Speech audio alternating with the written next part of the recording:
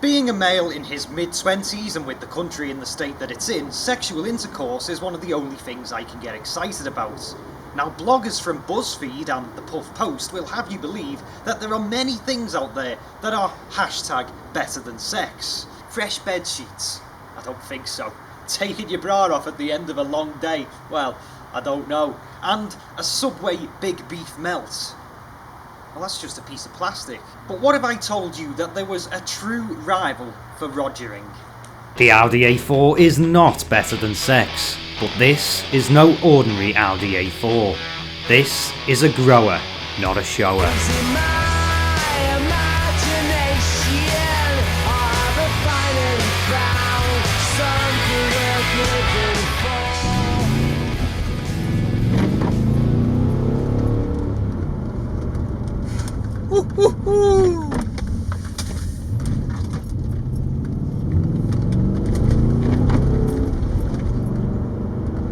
Believe it or not, under the bonnet we've got a 4.2 litre V8 in a 4-door saloon. To put that into perspective, that's the speed and grace of a child running into McDonald's who's just had a good end of year report.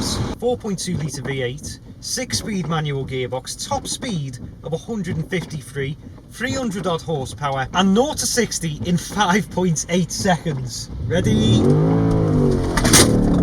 May have all the figures, but it also has the Vorsprung-Durch technique to back it up. This S4 handles like a greyhound. It is so taut, so nimble. I have honestly never driven a car like this.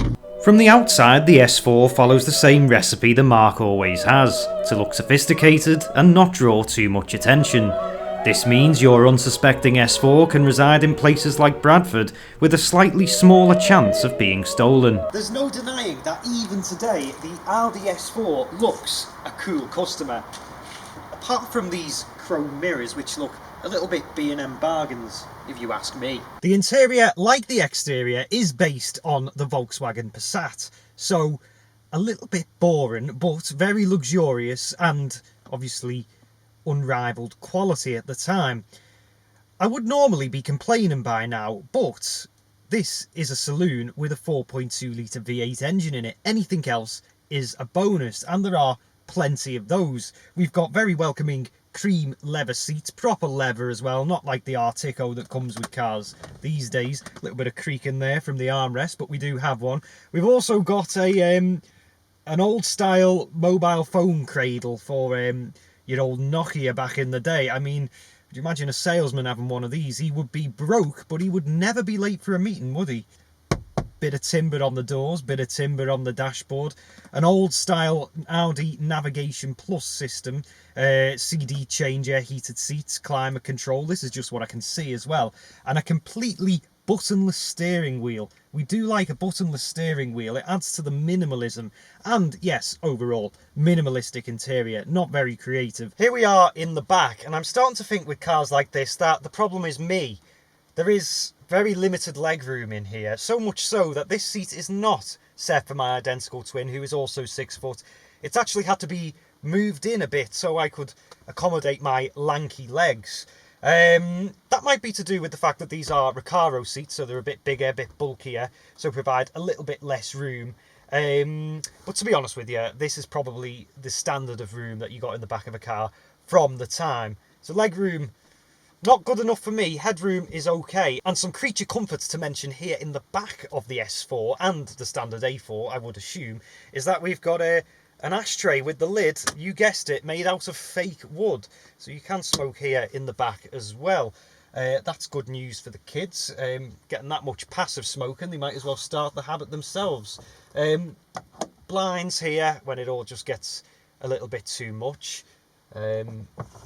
That's all I can imagine they would be for. Oh, and an armrest with the oh, it won't. Right, the cup holders. I don't know if you can see this. Should turn the camera around.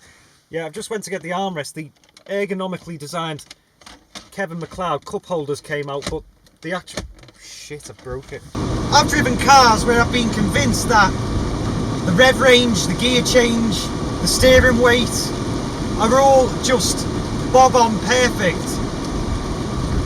And I was right, but I'm even more right with this S4 because everything just works together in perfect harmony. You don't even need first gear in this car. There's that much power that you can just go off in second, straight into fourth, fifth, and then sixth if you dare. So, better than sex?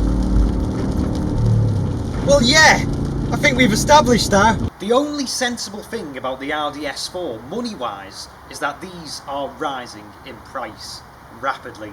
A good one of these is going to set you back 4 or 5 grand. A project, maybe about 2 or 3 grand. Back when new, one of these would have been a pricey option. Here, today, in 2024, after Liz Truss crashed the economy, it would be absolute satire to buy yourself an S4 today. So why don't you buy one?